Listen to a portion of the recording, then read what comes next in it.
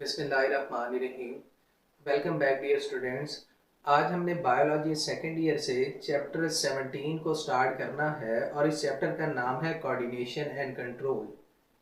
Chapter के start के अंदर चंद डेफिनेशंस और टर्मिनोलॉजीज को हम डिस्कस करेंगे जो कि पूरे चैप्टर के अंदर इस्तेमाल होंगी। चैप्टर को अगर देखें तो कोऑर्डिनेशन से मुराद है वर्क टुगेदर, इकट्ठे मिलके काम करना, हम आहंगी के साथ काम करना, रबत के साथ काम करना, और कंट्रोल से मुराद है काबू, यानी बॉडी को एफिशिएंटली काम करवाने के लिए बॉडी के मुख्तलिफ आर्गन और आर्गन सिस्टम ये मिल के काम करते हैं, कोऑर्डिनेटेड वे से काम करते हैं, हम आहंगी के साथ काम करते हैं, फिर हमारी बॉडी एफिशिएंटली काम करने के काबिल होती है। अगर स्टिमुलस की बात करें, stimulus is change in environment, environment के अंदर आने वाली ऐसी तब्दीली, ऐसा चेंज जो किसी भी ऑर्गेनिज्म को रिस्पॉन्स करने पे मजबूर कर दे, दिस इज कॉल्ड स्टिमुलस। अगर इन्वायरमेंट में टेम्परेचर की बात करें, जैसे जैसे टेम्परेचर हाई होता है मुख्तलिफ ऑर्गेनिज्म मुख्तलिफ वे से इसे रिस्पॉन्स करते हैं।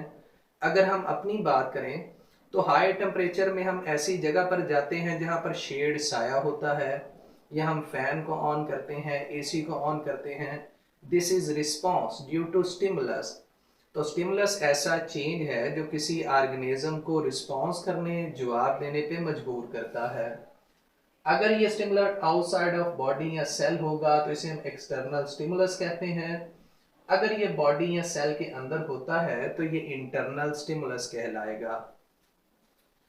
कुछ स्टिमुलस ऐसे हैं जो डिटेक्टेबल हैं, बॉडी जिन्हें डिटेक्ट करती है, और कुछ स्टिमुलस को डिटेक्ट करने के काबिल नहीं होती, जैसे कि touch, smell, temperature, light, body इन्हें डिटेक्ट कर पाती है।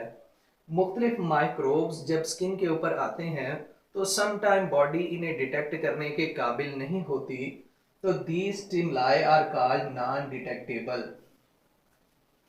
अगर रिसेप्टर की बात करें तो ऐसा सेल, ऑर्गन या नर्व एंडिंग्स जो स्टिमुलस को रिसीव करती है, these are called receptor. Body के अंदर बेशुमार टाइप के रिसेप्टर पाए जाते हैं जो मुख्तलिफ स्टिमुलाई को रिसीव करते हैं। अगर फर्स्ट की बात करें तो ये है आई, यानी आंख, और आंख जो है ये लाइट के स्टिमुलस को रिसीव करती है।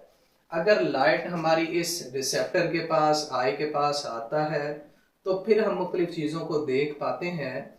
अगर लाइट को डिटेक्ट करने के लिए ये हमारे पास रिसेप्टर ही ना हो तो हम चीज़ों को नहीं देख पाएंगे।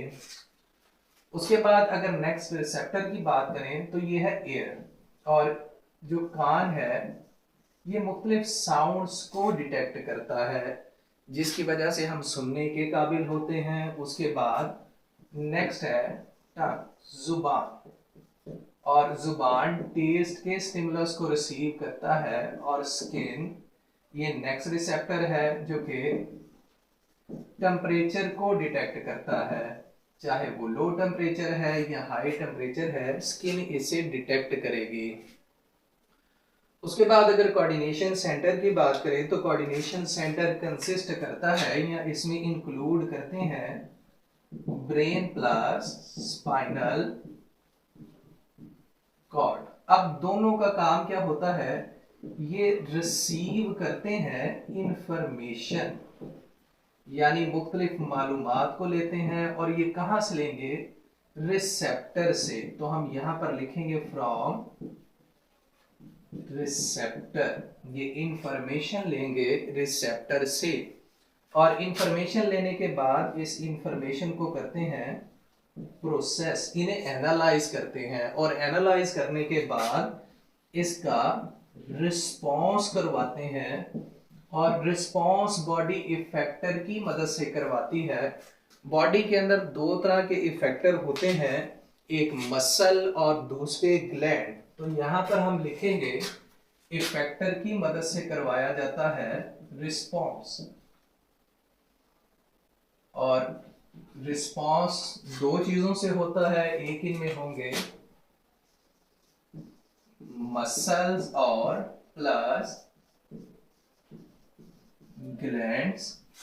अगर हम ग्लैंड्स की मदद से रिस्पॉन्स की बात करें तो जो बॉडी के अंदर ग्लूकोज लेवल बढ़ता है, ग्लूकोज लेवल कैसे बढ़ेगा? हम मुख्तलिफ फूड्स खाते हैं, हम सीड्स खाते हैं, इनके खाने की वजह से ग्लूकोज लेवल बढ़ता जाता है।